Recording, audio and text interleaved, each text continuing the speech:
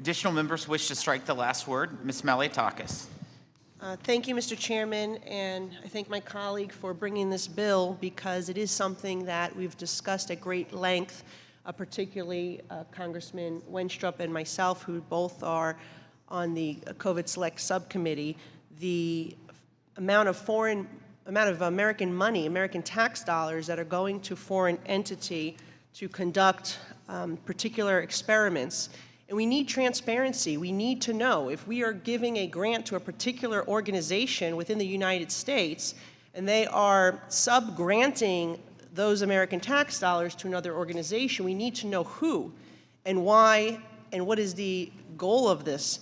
Because since March of 2020, the EcoHealth Alliance, who I believe should not receive another penny from American tax dollars, has virus research projects that are being funded with countries that we are concerned about, that they have subpar safety conditions, number one.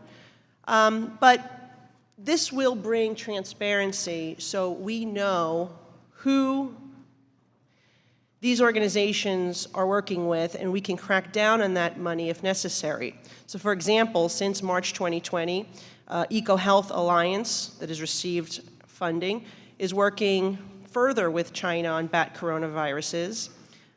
They are doing bat research in the Philippines, in Laos, in Myanmar, all coronaviruses, Liberia, Vietnam.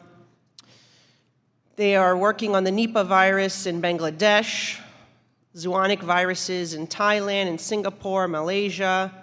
And in fact, they are working with foreign entities to bring bats here to the United States to create a colony at Colorado State University, which, by the way, has also had issues with lab leaks. So while we want to support science and research, we also need to make sure that we are not hurting ourselves by funding a project that could potentially produce the next pandemic.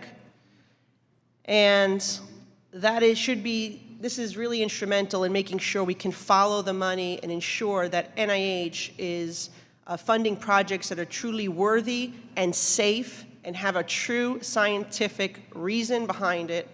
And so I support this legislation and yield back.